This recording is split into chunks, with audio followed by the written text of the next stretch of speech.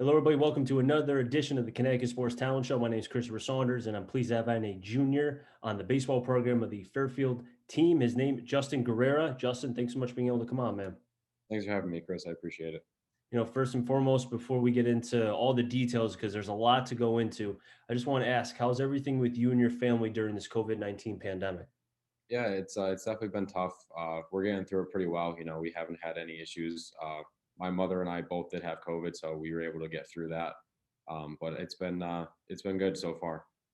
Good, man. Well, hopefully you and your family and everybody can stay healthy and, going through the rest of this. And hopefully, I feel like we're close to the end here. I feel like there's light at the end of the tunnel. We just got to get there. Yeah, absolutely. I definitely think we're getting towards the end, so we just got to get to that point. Now, for people who may not know, I'm formerly of Watertown, moved to Waterbury not too long ago. Justin, as I mentioned, from Watertown. So we kind of have that Watertown Oakville connection here. And we both know about how the rich tradition of Watertown baseball. And Justin, I'll go to you first as far as kind of just coming through, growing up. Now, did you grow up in Watertown? Were you born and all the way through Watertown? Yep, I was born Waterbury Hospital and then lived in Watertown my whole life. I've been there for all 21 years of my life. Okay. So as far as kind of when you were young, was sports something that kind of was just there for you? You kind of fell on that, or was it something where it took you a little bit to kind of get to that, that sport itch? Yeah, I have a brother that's 9 years older than me, so he was already playing baseball when I was born. So I kind of grew up around baseball, and it was his favorite sport. So I got to go to a lot of his games and watch him play. So that was kind of something that I kind of tacked on along with him, and just wanted to be like my older brother and play baseball just like he did.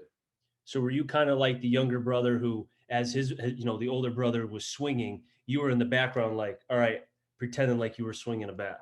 Yeah, pretty much. Yeah, I used to take his glove out to the backyard and throw against the pitchback, and I took all his stuff when I was 4 or 5 years old, and that was when my parents signed me up for my first travel program or my first little league team.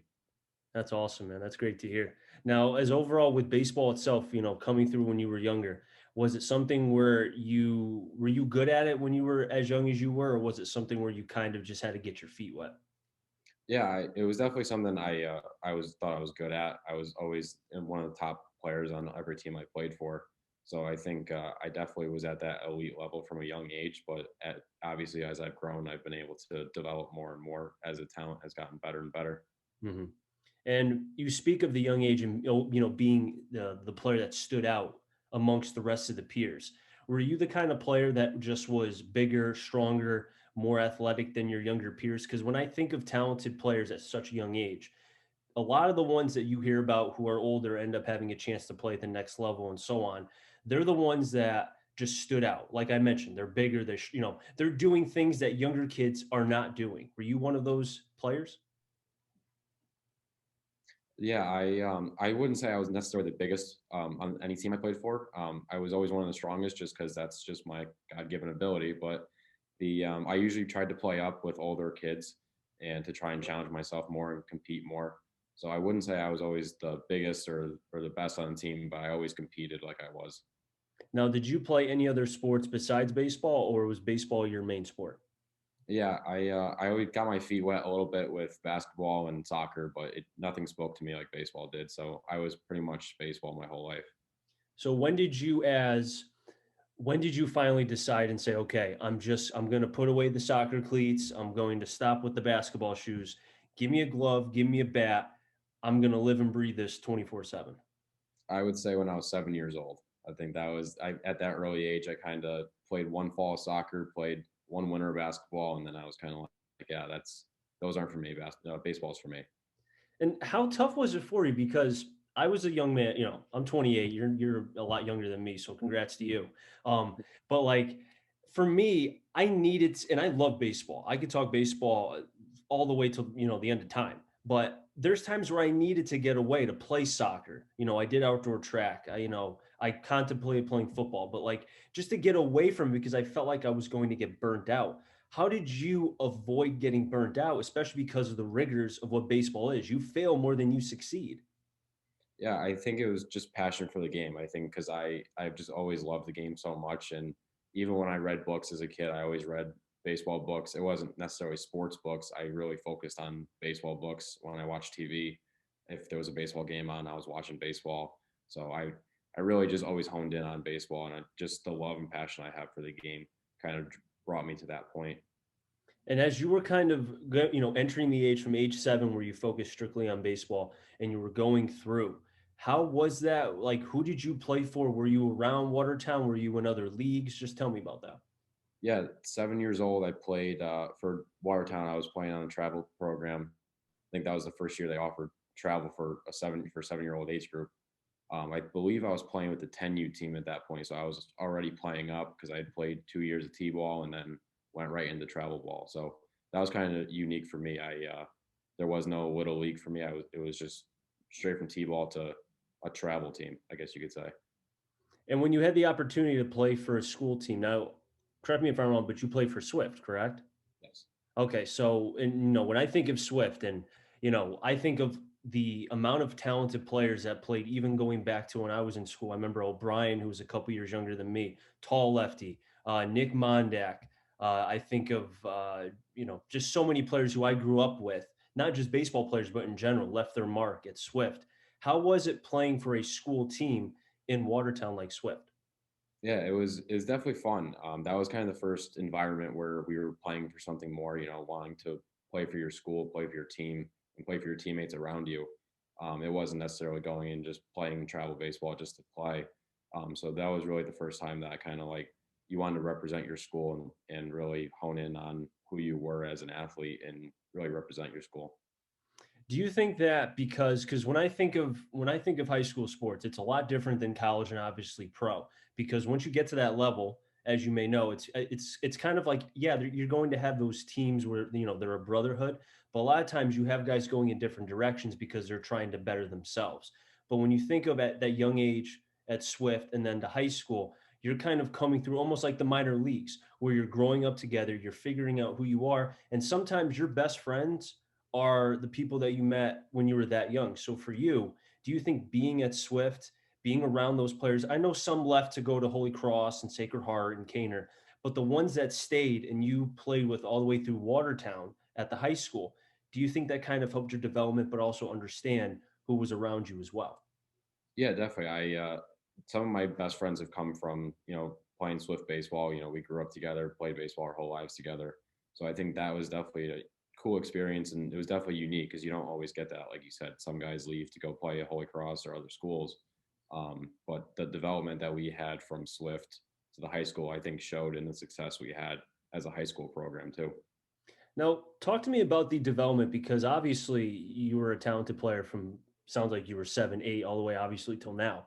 But what were the things that you had to work on? Because once you get to the high school level, now I didn't play for Watertown High School. I played for Sacred Heart. So I always played against Watertown, but I knew about the coaching staff and what they demanded. So when you were at Swift, knowing that you probably were thinking one step ahead, like, okay, Watertown High School is not far away, what did you like? Were you trying to work on things to prepare yourself so you'd be ready a lot quicker at the high school level? Yeah, I think I played AAU from my time from sixth grade to eighth grade. So I think that AAU program that I played for the Hit Club in Thomaston, so not too far away from Watertown. I Mhm. think that level of competition that I played really helped me get ready for high school baseball because, coming in as a freshman, you're just hoping to make the varsity squad and you don't have any anticipation of starting or really being in the lineup. And then when I made the team, that was like a huge first step. And then first game came, I started DHing. I'm like, all right, I'm finally in the lineup. Like that's awesome. Like first game in the lineup, gonna be a great time. And then before I knew it, I was playing shortstop, and it was definitely a surreal experience just being a freshman playing short on a varsity team. Were you shocked at how quickly you were able to make the varsity team, get at bats, and eventually start? Because when I think about a lot of players who have played, a lot of them, it takes time. Some need to bake, you know what I mean? Some need to be in an oven and kind of slowly go. Others are like, you know what? I think this young man let's throw him out to the fire and see what can happen. Were you kind of, in your opinion, do you think it helped that you were just basically in some ways thrown in saying, all right, go get this young man, eat or not?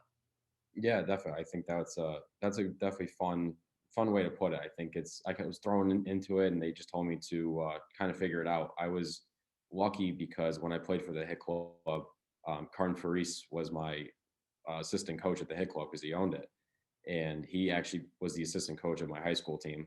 So I kind of already had a little bit of a foot in the door. He already knew who I was as a player, and he knew I was a good competitor. So when I showed up and I proved myself that I was able to play at a varsity level, I think that connection I had with him really, he really pushed for me to get on that varsity squad, and then my talent was able to push myself to a starting position. I'm really familiar with the Hit Club. I mean, I took pitching lessons when I was younger there. I know what Carmen's meant to not just the Thomaston area with the Hit Club, but also the Watertown baseball program itself. And I feel like he's really kind of helped push forward with, I know a lot of players, even not from the Watertown area, who end up, getting drafted and such, who come back because they're associated with the Hit Club and they're able to help young players like yourself at the time. Yeah, definitely. The hit club really they helped my development uh, outstandingly. I think he did a great job, especially with me at a young age. And then, like I said, when I got to high school, he really helped me hone in on my skills that I learned from previous years into the high school level and that varsity level, which I've taken into the collegiate level. Now, take me into your freshman year at Watertown High School because did you struggle at all? Did you have any sort of, because obviously with baseball, as I mentioned earlier, you fail more than succeed. The best ones seem like they never do, like Mike Trout, but he's a god, he's something else. But did you struggle your freshman year? And if you did, how was that? Yeah, I think there's always struggles, like you said, like it's a failing sport, so there's always going to be some time of struggles. Um, but the way I dealt with that was just I had confidence. I knew that I belonged. And I had a lot of seniors and junior friends on the team that really said like, no, you belong here. Like, don't doubt yourself. Like, you're one of the best players on this team, even as a freshman. So I think the older guys on the team really helped me, and they really gave me that confidence that I needed. Now, at that time, your sophomore or your freshman sophomore year, what was more ahead? Was it the bat or was it the glove? I definitely think the bat was more ahead. My whole life, I think my bat has been ahead of my glove. And then my glove really started to come along, and during my collegiate time, when I was able to really work on honing in on fielding and taking a lot of ground balls every day, taking hundreds and hundreds of ground balls. But from a high school level, I think my bat definitely took me to places where I wanted to be. Was there ever talk because when I think of players switching positions, Vlad Jr. now at first base obviously can swing the bat. I mean, I'm sure you've seen him plenty of times. You think of like the NFL level with Lamar Jackson. He was told, no, go play wide receiver because you'll succeed. Well, I think he kind of poo-pooed that because he's a pretty good quarterback. So for you, was there ever talk of you switching positions because people must have felt like, oh, you could play here better? Yeah, it's funny you mentioned that because as at a younger age, I caught a lot during my before my Swift years, and then from I had the strongest arm on the team as a young kid, so they were like, "Oh, you got to catch, you got to throw people out, and you're gonna get every play." I was like, "All right, that's fine." But then I ended up transitioning to middle infielder, mostly shortstop, and then I stayed there all the way through high school. And there was never really any talk from any of the coaches transitioning me to second base or even third base. I stayed at short pretty much my whole career until I got to college. I could see why they wanted you to hit or catch rather because obviously the bat plays and with your bat continuing to progress even now that catching position becomes a rarity if you can swing the bat like you can. But I think for you to kind of get off and keep those legs fresh because obviously as a catcher you're squatting down every inning and the wear. I mean, Yachty to do it for 2,000 plus games with the Cardinals is amazing. But the wear and tear, man, I think being able to play a position like shortstop lessens the wear and tear on the knees and could also sustain and elongate rather, the bat for a longer time. Yeah, definitely. I think that's a good point. The my ability to catch, I was definitely there. If I kept with it, I could have caught at a collegiate level. But I'm definitely glad I made that transition over to expand my career and really elongate that career that I could have. So you enter your junior year, your freshman, sophomore year, pretty good, not bad. But your junior year, you really popped, I think, in the eyes of a lot of people, especially around the NVL, who started, you started to see awards coming, at that point. So that year specifically, what popped? What happened that year that kind of just turned on the light switch for you? Yeah, I think the idea of playing collegiate baseball that kind of entered my mind a little bit. And sophomore year, it was a thought. Um, I didn't know if I was good enough. I was like, oh, I don't know, maybe that'll be a thing in the future, but right now I just want to focus on right now. And then it kind of hit me right away. I was like, I think I am good enough. My junior year, I said I've been able to lead this team for the last 2 years, and I've proven a lot of people wrong, and I've excelled in a lot of points in my game. So I think that collegiate baseball is definitely an opportunity. So I just worked harder than I had ever worked, and I performed better than I'd ever performed, and it really showed on the field. And your play and just I think you being around and being around as much talented players in Watertown as there was and still is at this time, you were able to make the championship. You played at Dunkin' Donuts Park in Hartford. You faced a foreign team that people had like 6, 7 wins. They were in, made it all the way to the championship. Just take me into that run because I know you guys didn't win the championship, but that run by Watertown was as somebody who is from Watertown and knows the history. I feel like that's one of those teams that you were on that will be talked about for years to come because of not just the collection of talent, but how you guys got there. Yeah, definitely. It's definitely a fun year because my freshman year we made it to the semifinals. We had lost to Windsor, I believe it was. My sophomore year we ended up losing again in the semifinals or the quarterfinals, and then my junior year we finally made it to the semifinals. We said, okay, we're one game away. One game to get to that state championship, and we crossed foreign, and we're like, oh, we got them. There's 7 wins in the season. No way they're going to beat us. Like we have so much more talent. We're so much more ready for this season, for this game, and they squeaked it by us. But it was definitely a fun year. We thought we had the best talented team we've had in a long time since maybe Rico Bronio was on the team, or the what was it, the '84 uh, state championship. Yep. They but we really thought we had a lot of talent on that team, and we fell a little short. But that was definitely a good run for us, and it was definitely a lot of fun to play for them. And your run as a baseball player obviously was not going to end after Watertown High School. When did the attention as far as from college scouts, and I don't know if there was any major league scouts who were watching you, but when did that attention start to come up? Was it your junior year? Yeah, I had a offer from UConn early my sophomore year, and I that was really when it started to kind of click. And they said you can definitely play at a collegiate level, and then from there more offers started rolling, and I ended up finding Fairfield, who offered me my junior year before the junior season even started. And I think that confidence that I had, knowing that I was going to play Division I baseball at Fairfield, that was something else that really clicked for me and helped me pop off during my junior year. So what attracted you to Fairfield?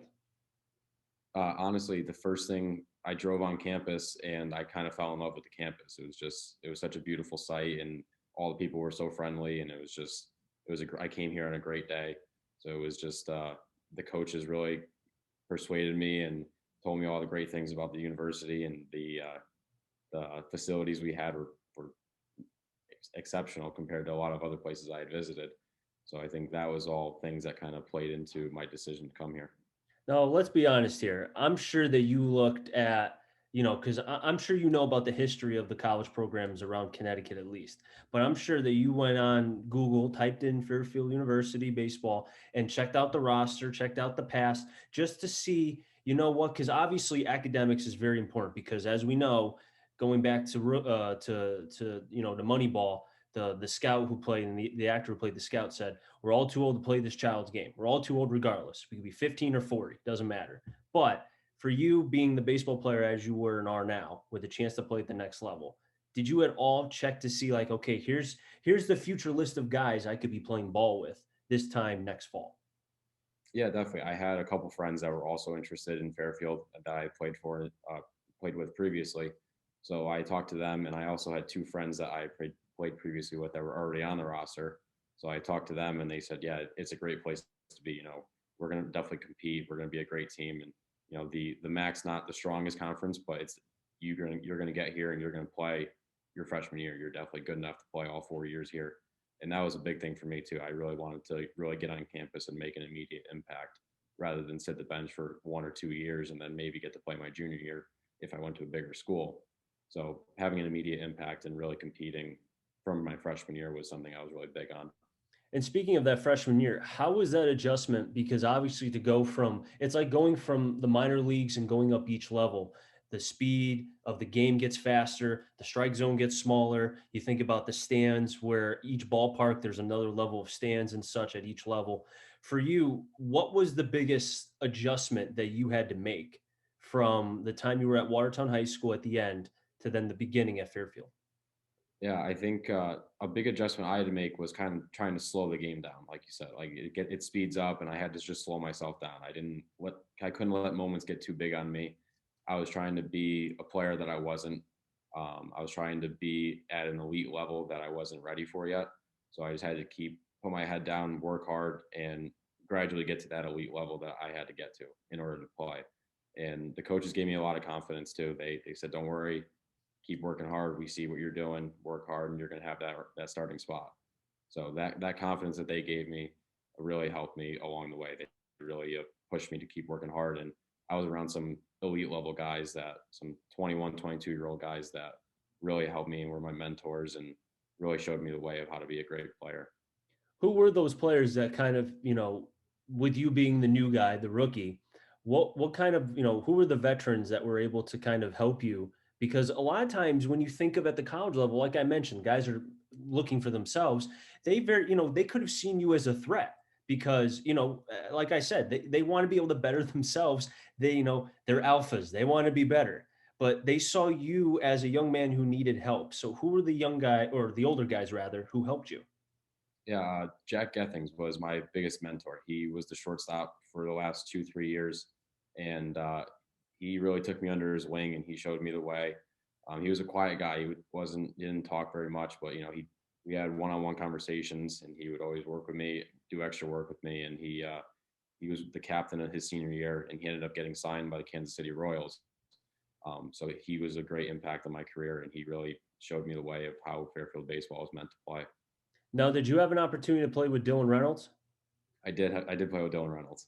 I broadcasted the 2 years I was with the Blues. He was on the Blues for those 2 years, and I'm sure you would probably agree with me here, but I can't tell you how lucky it was to be able to see a young man like that. Very respectful. Probably, I never saw him strike out. I don't know how he did it. Between him and Austin White from URI, those were the two guys who I kept saying, and people call me a homer, and I didn't care. I've never seen players who had that great of an eye, but also to Reynolds would take a pitch 3 inches off that would typically be called a strike, would just take it and spit at it. And I'm sitting in the press box like, how are you doing this? Yeah, Dylan was a great guy. His senior year was my sophomore year, and he was voted captain, and he also had a great impact on a lot of players on this team. He was an outfielder, so he didn't directly impact me my freshman year, but just his presence at the plate and his presence as a person, he really touched a lot of guys, and he made us work hard. He really wanted us to be good, and he had a successful high school and college career. So his veteran abilities really rubbed off on a lot of the younger guys, including myself. Now, take me into your first 2 years with Fairfield, because when you think about, like you mentioned, I know you alluded to the fact how the conference may not be the strongest, but still, college baseball is college baseball. How was it your first 2 years as far as yourself and the team itself? Yeah, I didn't. I came in and I kind of fit in immediately. I think I this hardworking culture that we had, everybody just wanted to get better and compete. We had in 2016 they won the MAAC tournament, so that was something that they kept striving for to keep getting back to, as they had a down season in 2018, my senior year of high school. They had a down season, so in 2019 when I got there, they really harped on that hard work and that hard working culture to get back to that MAAC championship. So they really just wanted us to compete and be ourselves and really have some fun, because the year before they weren't having fun. They were losing a lot of games and just wasn't a good environment to be around. And then they kind of completely flipped the script my freshman year, and we ended up making it to the MAAC championship. We fell one game short to Quinnipiac, but it was definitely a learning experience for myself, as I was able to learn a lot and really have that experience to give to the younger guys coming in, and give that culture that we want to get back to this MAAC championship and get to a regional. I was going to say, because of the MAC championship, and even though you guys lost and you lost, but you being on the team, do you think in some ways that kind of helped to help, I guess, I don't want to say motivate because I feel like you guys are always motivated, but it lit a fire maybe a little bit more because you guys were so close, but you just came up short. Yeah, definitely. I think it definitely lit a fire on us. We, especially playing Quinnipiac these last 2 weeks, our biggest motto this week was remember what they did to us, remember what happened. And we ended up taking 4 games from them, and it's definitely working out well for us so far. We have the immaculate record, and this year is going to be one of our best years to play baseball. So I think we just had to keep working hard, and yeah, we just really need to keep that fire underneath us and understand that we felt 1 game short, but we're not going to fall 1 game short this year. Hey, you guys are 16-0. You haven't lost yet. Just like what's different this year compared? I know last year, obviously, because of COVID-19, the season wasn't played. But what's different, I guess, from your freshman year till now? Because it's almost like a complete 360. I mean, I've had an opportunity to watch a couple games, and not saying you guys weren't good your freshman year. You were very good. But I just feel like it looks different to me. It seems like it's more you guys are playing it looks like confidence. I guess that's what I'm trying to get at. It looks like you guys are playing like doesn't matter who we could be going up against the Yankees. We believe we can win these games. Yeah, definitely. I think you hit the nail right on the head. The term confidence is really the biggest key for us. Is everybody just got to have confidence in themselves and understand their abilities and understand their job for the team. It's a unique experience when you can get all these 41 guys that we have on the roster to all work towards one goal and really just want to get each other better. There's no guy on the team that doesn't want to get each other better and get better and compete for a spot. We've had all 40 guys that can play at any roster in the MAAC, and I think we're all just working really well together, and that confidence has really been a big key for us. You know that Connecticut baseball, mainly, a team like Fairfield has made it big. When I'm watching a college baseball game last week, I'm watching Louisville against Florida State, and they bring up Fairfield, and I was because I'm in the other room, I'm making dinner, and I hear Fairfield, and I'm like, wait, hold on. So I rewind it because I missed the whole thing, and I saw RPI, you guys are number 2. I was like, okay, I don't know if you guys are. I'm sure you guys are ecstatic, but you got to keep a level headed. But you guys have to feel some sort of excitement, like, hey, we're number 2 in the RPI rankings. That's pretty good. That's important.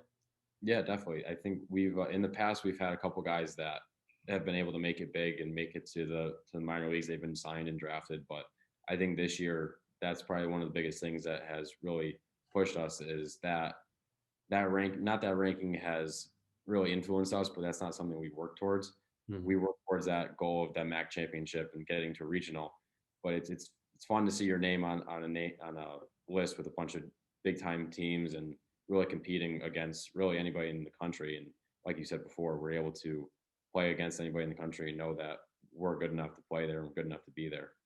I mean, hey, considering the teams behind you, there's 5 SEC schools and 2 Pac-12 schools, very well known, and you guys are ahead of them in the RPI. So again, that's you guys are doing something right when you're ahead of those teams, especially with those being in the Power Five. Yeah, absolutely. I don't know what we're doing right, but it seems like we're doing everything right. That's what it seems like. I think our defense has done a great job making plays behind our pitchers. Our pitchers have been dealing, and I think we have one of the lowest whips in the country. And our hitting has spoken for itself. We've outscored all our opponents, and really just we've out hit everybody we've been around. So it's a cool experience when all three components of baseball work together. Now, I was looking at other websites and rankings to see kind of where Fairfield would rank. And one that surprised me was in the USA Today. You guys were not even in the top 25, and you guys got one vote amongst all the writers from USA Today. So I ask you, how does that make you feel that only one person voted for you guys in the top 25 out of all the voters from USA Today? I'm glad only one voted for us because we're not at that level yet. I don't think we're a top 25 team just yet. If we get to 20 games undefeated, then maybe that will change the story a little bit. I think maybe we get to 25, 30 games undefeated. And even if we're not undefeated, if we lose 1, 2 games, and we're supposed to have a 40-game season, if we go 38-2, then maybe those will change a little bit. But if we just keep playing our game, then I think we'll change some minds. Hey, that's a great answer. That's a great answer by you, man. I've just got a couple more questions to ask you, and I really do appreciate you being on the show, Justin. Looking at kind of the season for you, I mean, you've been only held hitless in 3 games. You have 7 games where you have 2+ hits, 4 games where you have 3 hits. What's going right for you at the plate right now? Because it seems like just from the stats, you're seeing beach balls and you're just spraying the field. Yeah, I think it goes back to the level of confidence. Just knowing that we missed all last season, all the work that we put in during that off season to really get back on the field. I was able to play during the summer, so getting back on the field and seeing live pitching again was a really big advantage for me. And knowing that a lot of my opponents weren't able to do that. We even in the fall we had a lot of COVID cases here at Fairfield, especially on my team, but we're blessed now because in the spring we haven't had one single COVID case, knock on wood. So we've been able to play all our games and haven't had any issues. But for me, I think just knowing that we worked hard and everything's paying off for us. And I think your hard work will pay off whenever you do decide to, you know, go to Major League Baseball, go to pro ball. And the question I have for you, and I'll end it right here as far as the interview. And again, thank you so much for being able to come on. When your name is called, and I think it will be called this year, and if you decide to come back, it will be called next year. Do you think that because the way the draft is and because of where it is as far as on the calendar, you could very well still, I think, be playing, if I remember right, in the playoffs, in the regional, super regional, et cetera. So how will that be for you if you hear your name called and you're playing at the same time? Yeah, it'll be a surreal experience. That brings me back to Dansby Swanson's #1 overall Yep. draft pick. It brings me back to his experience that he was. I think they were at the Super Regional when he got called, maybe at the College World Series. It'll be great to have my name called around all my teammates. I think that would be a surreal experience. But like I said, you just gotta get the job done, keep competing for Fairfield, and win that game that we've been trying to win for so many years. And I do have one more thing to ask you real quick. As a I know former because obviously you don't play there, but you're a Watertown alum. You're representing Watertown and Swift and Watertown High School and everybody and so on and so forth. So I guess the question is kind of, do you think as a person, as a ball player, as a young man maturing into an older man with a chance to play pro ball, do you think you've done everything possible to represent the small town? I don't think it's small because there's so many areas, but representing Watertown in the best way possible yourself. Yeah, I sure hope so. I think I speak for everybody in Watertown that I've done the best of my ability, and I think Watertown's a great place to grow up. It's a great place to play baseball, especially, and I've done the best I can up to this point, and I hope to really please people going forward and really make a name for Watertown and make a name for all our sports programs. Man, you're going to make a name for yourself. If not this year, next year. I wish you nothing but the best of luck. I hope to see Fairfield in a regional. I'll make sure that if I have to buy some subscription to watch them, I'll buy it. I don't care. I want to see you guys succeed. And I wish you nothing but the best of luck the rest of the way. And hopefully you'll come back on in the near future. Absolutely. Thank you very much for having me. I appreciate it. No problem. I'll wrap things up in the Connecticut Sports Talent Show. So until next time, stay safe. Remember, C3 stands for Connecticut Talent. I'm on a journey to find them all. Enjoy the rest of your day, everybody, and be well.